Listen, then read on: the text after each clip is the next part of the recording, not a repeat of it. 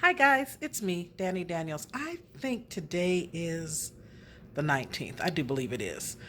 And I have still been on the grind, working, and which is a good thing. Sometimes it's not all that great, but now that my kids are grown, I don't mind it so much. So, anyway, and once things take off for me and this book does what it's supposed to do, maybe I can quit my day jobs. We'll see what happens. In the meantime, in between time, I'm gonna keep letting it do what needs to be done. So, happy birthday to everybody who's having a birthday today and this month, and happy celebrations day for whatever you're celebrating. One of my friends on Facebook finally got married, and what a wonderful celebration they did. The bride looked lovely in her little dress, and then they went on a horse-drawn carriage ride. Now, this is something that is beautiful as it looks, and as beautiful as it presents. You might want to think about those because the horse, it just poops the whole time it's walking. Just cluck, cluck, cluck, cluck, plop, cluck, cluck, cluck, cluck, plop. It's just shitting the whole time, and it stinks. So if it's on a windy day, it comes out. It's hot poop. So you get fiery hot poop steaming in your face. Not attractive at all. So do your research if you want to invest in something like that, and before you do, make sure that is indeed what you want to do, because yeah, it's interesting. It plays beautifully though. It films very romantic, but whew, look at that. I cracked a nail and the whole darn nail fell off. So anyway, I was talking to my sister the other day because I had this dream. This is what today's message is about. As an ordained minister, people tell you a lot of stuff when you're in church, and a lot of people want. Who doesn't want to be special? So people want to be special, and they'll come up to you like anything else in life. Like if you're pregnant, they'll come up to you and give you all the advice about what to expect while you're expecting, even though we're all different and it's not going to be the same for everybody. But they have good intentions, and they're not doing it just for special attention, even though we all want to think we know something. And it's okay. But in church, people come to you, I'm a prophet, I'm an evangelist, I'm this, I'm that. So in my experience, I've had a lot of people tell me who I am, what my ministry is. And I've had a lot of people tell me, oh, you're a prophetess. Oh, you're a prayer warrior. Oh, you're this. And I'm like, I don't think I'm any of that stuff. I'm not a prophetess. Have I prophesied to people? Absolutely. But I still don't feel in my spirit that I'm called to be a prophet, because I don't have a word of knowledge to speak to someone all the time. It's just as the Spirit gives utterance. So, several times in my life, I have spoken something to someone that I felt led to speak to, and it did indeed come to fruition. And every blue moon, I'll have a dream. I am not a dream interpreter. I do not interpret dreams. I tend to believe that dreams are just chaotic, and they're just whatever you've exposed yourself to, be it movies or work or whatever you expose yourself to. Sometimes you'll dream about those things, and they're usually chaotic dreams. So, but every blue moon, I'll have a dream, and it would be so profound, and I'll wake up and still retain everything that occurred in that dream. And I wonder, is God trying to tell me something in this dream? So the other night, I had one such dream. And in this dream, I was with a girlfriend of mine, and we've been hanging out a lot. So of course, her being in my dream would stand to reason. So we were meeting at this place downtown, and she had gone ahead of me, and I was supposed to meet her there. Well, I was with my daughter. My daughter appeared to me in the form of a child, but I sensed that she was a grown woman. So when I looked at her, I saw my baby, but I knew that she was a grown adult woman. So we're walking in this dream, and in this dream, my daughter gets really, really tired, and she's so sleepy, and she wanders out in the street, and she almost gets hit by a car. So I pull her back, and we're standing on the corner, and I said, get on my back. Because she's like, I can't take it anymore. I'm really, really tired. Get on my back. So I knelt down so that she could climb on top of my back, but she was having problems. So some people gathered around and helped her get on my back. And then the people were saying, we'll help you stand up so you can carry her. I said, no, no, no. I got it. I can do it on my own. But when she got on my back, I felt the weight of her. It was heavy. It wasn't heavy like a little girl. She was heavy like a grown adult woman, which is what she is. So I wobbled to a standing position, and then I began to walk. I began to walk with my daughter, and I could feel the weight of her in my legs, and my back was getting heavy, and we walked for about a block or so, and then we came to this museum, and we looked through the window of the museum, and we saw there was a bed there. And my friend, who I've been kicking it with, she was hiding under the covers, sleep in the bed. So I thought to myself, well, since she's in there sleeping in that bed, my baby can rest in that bed too. So I went inside and I told my baby, climb down and lay in that bed and get you some rest. And then I woke up. And I didn't understand that dream at all. I'm like, I don't get that. I don't even know why I had that dream. Why is she a baby and yet an adult? I don't know.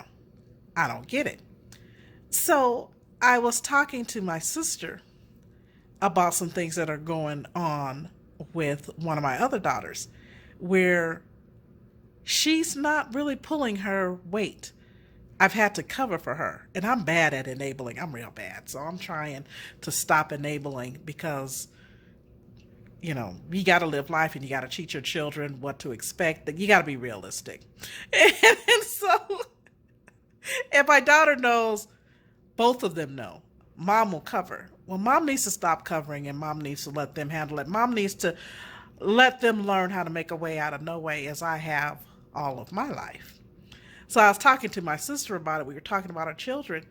And I was telling her about that dream, and she goes, I said, but the more I talk to you about it, and when I hear you talk about your daughter, and when I talk about my children, and when I talk to my girlfriend about her children, we look at our children always as babies. These are our babies. They might be grown, 30, 40 years old, but to us, these are our babies, and we always see them with that mother vision. And we always want to protect them, and we always want to cover them, and we always want to provide if they need us to make some provisions. We still always want to make a way out of no way for the sake of our children. We love them. We care about them. We're nurturers. That is what we do. And sometimes the amount of things and the provisions that they need, that the weight of it is heavy. It's quite heavy.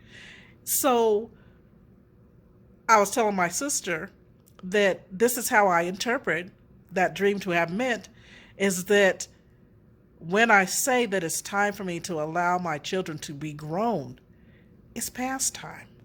And I'm still trying to carry them, and I can't. They're heavy. They're too heavy. They have to live their own lives. They have to make their own choices. All I can do is love them through whatever decision they make. If they choose a partner that I don't like, and I decided this long ago, when you love your children, you love who they love. For me, there is no such thing as, oh, I love my child, but I hate this mate they chose. But your child loves that mate. You're causing all this conflict and confusion into that family because you choose to hate what your child loves. You've lived your life. Allow them to live their life. Did nobody make a choice for you? Well, in some cases, maybe somebody did, but in most cases, you made a choice for yourself.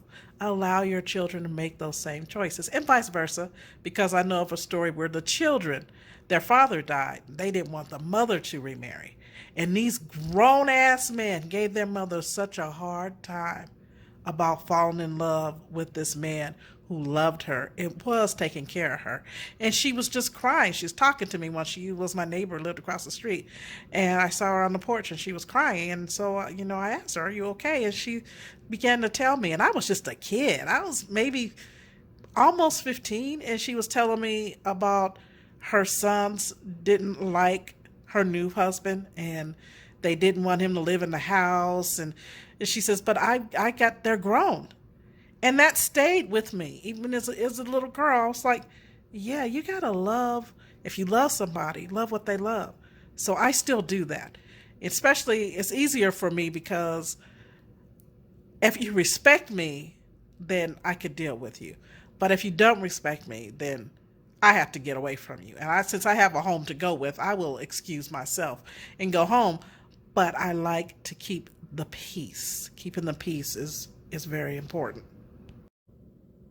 And so I have a client right now whose son had some surgery and she does not like her daughter-in-law at all. They don't get along at all. So she was telling me, "I want to know how my son is, but we don't get along because his wife and I don't like each other. And I don't know what to do." And they've been married for 25 years. I said, "You guys have had this toxic relationship between you and your daughter-in-law for 25 years? I said, "Okay, now I'm just an outsider looking in, but in my opinion, your son is out of order, number one, because he could stop that. He needs to build a bridge between you and his wife. He loves you, he loves his wife, but instead of building that bridge, he allows this to happen, and it's damaging to the grandchildren. She has no relationship with her grandson. That's horrible." And he had to go in and have some surgery done. She wanted to know how her son was doing. So she called her daughter-in-law, and her daughter-in-law was and I heard the conversation, her daughter-in-law was very curt, very short, didn't give her any details, just he's asleep. Yeah, he's out of surgery and he's home. Bye. It was that cryptic. And I'm thinking, that's really sad. Because here my client is, and she wants to cry because she wants more information. And she says, "I'm going to have to go to my daughter to try to coax more information out of her." Because as a mother, she wanted to know, how did the surgery go? He's sleeping. Does he have to go to rehab? What's his diet? She wanted to know all the stuff that a mother wants to know. And had it been me, I'd have been more forthcoming than his wife. And I said, "You know what, sweetie? While you're cursing out your daughter-in-law and upset that she was short and curt, you guys have been toxic for 25 years. When you call her, I'm sure that she's remembering your history. And she's probably in self-defense mode. Like, okay, my mother-in-law doesn't like me. I don't want to be bothered with her. She called. She wants to know if her son is okay. Yeah, he's okay. He's home. He's asleep. Bye." And that's all. And then she hangs up the phone. I said, "Now, you want her to be more forthcoming and give you the information that a mother would want to have." And she's like, "Yes, absolutely." I said, "But you guys never fixed that relationship. You just let it go all those years. Somebody has to fix it." "Well, I can't." I said, "Actually, you could. You don't want to because you're in self-defense mode too. You're remembering all those bad things that have happened when you guys never initially liked each other from jump. So now you're thinking she's still hostile towards you. And so you're hostile towards her. And she's thinking the same thing. So she's hostile towards you. So you guys need a mediator. And hopefully you will get one. That's all I can tell you. I pray for the best for you guys. But it's really, really sad. Because after all these years, there's still that much division in the family. It's not good. I don't know when people are going to figure out that the most important thing in this life is family. It's important. It's important for a husband to love his wife and take care of his children. It's important for a wife to respect her husband and love her children. That's all we got. That's our legacy. And we're too busy messing that up. We're too busy consumed in all the other stuff. Yeah, sex is beautiful, sex is great, but sexual sin is ugly and it's nasty and it's infectious. Seriously, think about it. I remember my deciding factor in my first marriage is I told my husband he decided he was going to be an adulterer. And we were having a conversation about this. And I love this man. Oh my gosh, I love this man. I'm laughing because when I think about how much I loved him, let me just be honest. I loved him more than God. I did. I really did. Maybe that's why he fell so hard. But at any rate, I was talking to him and I said, what happens if you go out there and you get AIDS or something? And he tells me, with all seriousness on his little handsome face, I'll give it to you. I said, what? And that's your answer?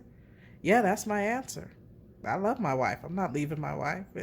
So if I get something, I'll give it to you. That's realistic. That was the reality of the situation. But boy, that was pretty messed up. That was pretty, yeah, that was running me through the mill. Okay, that was shredding up everything that my heart ever was. And I filed for a divorce very soon after that. Because I thought, how selfish. And I told him this, how selfish is that all you care about is your sexual pleasures, your sexual delight. When you get in the good right here, because I know I lay it down. He just selfish and just want more and more and more. But anyway, I said to him, you would allow us to die and have our child live a life without parents. I can't condone that. And I had to let that marriage go. And I haven't found a good candidate since then. Well, not even since then, because I didn't have a good candidate then. But I still am an advocate for marriage. Marriage is beautiful. But, to everybody who is married, do try to stay married. Don't try to give 50-50. Do 100% individually. Both 100%, 100%. If you both do 100%, your success rate through the roof. So good luck to you. Have a blessed day. I'm Danny Daniels. Good night.